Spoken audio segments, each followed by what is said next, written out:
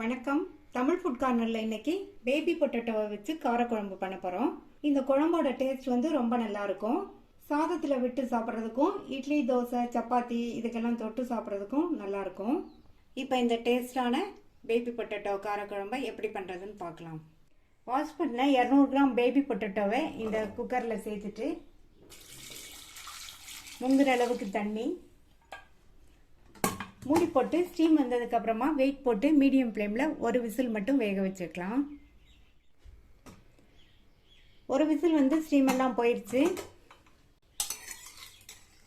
உருளைக்கிழங்கு பாதி அளவுக்கு வெந்திருக்கு. இந்த அளவுக்கு வேக வச்சா போதும். இப்போ இதில் உள்ள தண்ணியை வடிச்சிட்டு உருளைக்கிழங்கு தனியாக எடுத்து வச்சு ஆறுனதுக்கு அப்புறமா தோல் உரிச்சுக்கலாம். இந்த பேனில் 2 டேபிள் ஸ்பூன் நல்லெண்ணெய் சேர்த்துருக்கேன். நல்லெண்ணெய் சேர்த்து இந்த காரக்குழம்பு பண்ணுங்கள், ரொம்ப டேஸ்ட்டாக இருக்கும். எண்ணெய் சூடாயிடுச்சு. அதில் அரை டீஸ்பூன் கடுகு பொரிஞ்சதும் 1/4 டீஸ்பூனில் பாதி வெந்தயம் சேர்த்துக்கோங்க. இந்த வெந்தயமே நல்லா பொரிஞ்சு வரணும், கருகிடக்கூடாது. அடுத்து இதில் ஒரு 15 போல சின்ன வெங்காயத்தை நல்லா பொடியாக கட் பண்ணி வச்சுருக்கேன். இந்த மாதிரி பொடியாக கட் பண்ணி சேர்த்துக்கோங்க, நல்லாயிருக்கும். இன்னொன்று கூடுமான அளவு சின்ன வெங்காயம் இருந்தால் சேர்த்துக்கோங்க. ஒருவேளை இல்லைன்னா நீங்கள் மீடியம் சைஸ் பெரிய வெங்காயம் 2 இந்த மாதிரி பொடியாக கட் பண்ணி சேர்த்துக்கோங்க. இது கூட 4 பூண்டு ஸ்லைஸ் பண்ணதை சேர்த்துக்கலாம். நான் பெரிய பூண்டுங்கிறதுனால 4 சேர்த்துருக்கேன். நீங்கள் சின்ன பூண்டுனா கூட 2 கூட சேர்த்துக்கோங்க, நல்லாயிருக்கும். அடுத்து 3 காஞ்ச மிளகாய் சேர்த்துக்கலாம். கூடவே கொஞ்சம் கருவேப்பிலையும் சேர்த்துட்டு இந்த வெங்காயத்தை நல்லா வதக்கிக்கணும். இந்த வெங்காயம் ஓரளவு கலர் மாதிரி வர்ற அளவுக்கு வதக்கிக்கணும். வெங்காயத்தை இந்த அளவு வதக்கிட்டு 2 மீடியம் சைஸ் தக்காளியை இந்த மாதிரி பொடியாக கட் பண்ணி சேர்த்துக்கோங்க. இது கூட குழம்புக்கு தேவையான அளவு உப்பையும் சேர்த்து வதக்கிட்டோம்னா தக்காளி நல்லா வதங்கிரும். வதக்கிக்கலாம். தக்காளியை வதக்கிட்டு மூடி வச்சிருங்க. இந்த தக்காளி நல்லா வதங்கி மசிஞ்சு வரட்டும். தக்காளி நல்லா இந்த மாதிரி மசிஞ்சு வந்ததுக்கு அப்புறமா இது கூட 1/4 டீஸ்பூன் மஞ்சள் தூள், 1 டீஸ்பூன் தனி மிளகாத்தூள் நீங்கள் உங்கள் காரத்துக்கு தகுந்தபடி சேர்த்துக்கோங்க. அடுத்து 2 டீஸ்பூன் கொத்தமல்லி தூள் சேர்த்துக்கலாம். இதில் கொஞ்சமாக 1 டேபிள் ஸ்பூன் போல் தண்ணி சேர்த்து நல்லா கலந்து விட்டுருங்க.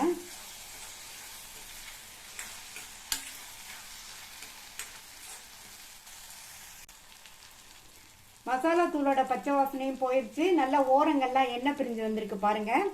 அடுத்து இதில் நம்ம வேக வச்சு தோல் உரிச்ச உருளைக்கிழங்கை சேர்த்துட்டு இந்த மசாலாலையே இந்த உருளைக்கிழங்கை நல்லா வதக்கி விட்டுக்கணும். ஒரு 2 நிமிஷத்துக்கு நல்லா ஹை ஃப்ளேமில் வச்சு வதக்கி விட்டுக்கோங்க. இந்த மாதிரி பேபி பொட்டேட்டோவில் காரக்குழம்பு செஞ்சு கொடுத்தோம்னா குழந்தைங்க ரொம்ப விரும்பி சாப்பிடுவாங்க. இது சாதத்தில் விட்டு சாப்பிட்றதுக்கும் நல்லாயிருக்கும். இட்லி, தோசைக்கும் சப்பாத்திக்குமே விட்டு சாப்பிட்றதுக்கு ரொம்ப சூப்பராக இருக்கும். மசாலாலையே ஹை ஃப்ளேமில் வச்சு 2 நிமிஷத்துக்கு நல்லா பரட்டி விட்டாச்சு. இப்போ இதில் தண்ணி சேர்த்துக்கலாம். தண்ணி உங்கள் கன்சிஸ்டன்சிக்கு தகுந்தபடி நீங்கள் சேர்த்துக்கோங்க. நான் 1.5 கப் அளவுக்கு தண்ணி சேர்த்துருக்கேன். தண்ணி சேர்த்துட்டு நல்லா ஒரு தடவை கலந்து விட்டுட்டு உப்பு செக் பண்ணி சேர்த்துக்கோங்க. நம்ம தக்காளி வதங்கும் போது உப்பு சேர்த்தோம். அந்த உப்பே கரெக்டாக இருக்கும். நீங்கள் தேவைப்பட்டால் செக் பண்ணிவிட்டு சேர்த்துக்கோங்க. மூடி வச்சிடலாம். இந்த குழம்பு 4-5 நிமிஷத்துக்கு நல்லா கொதிக்கட்டும்.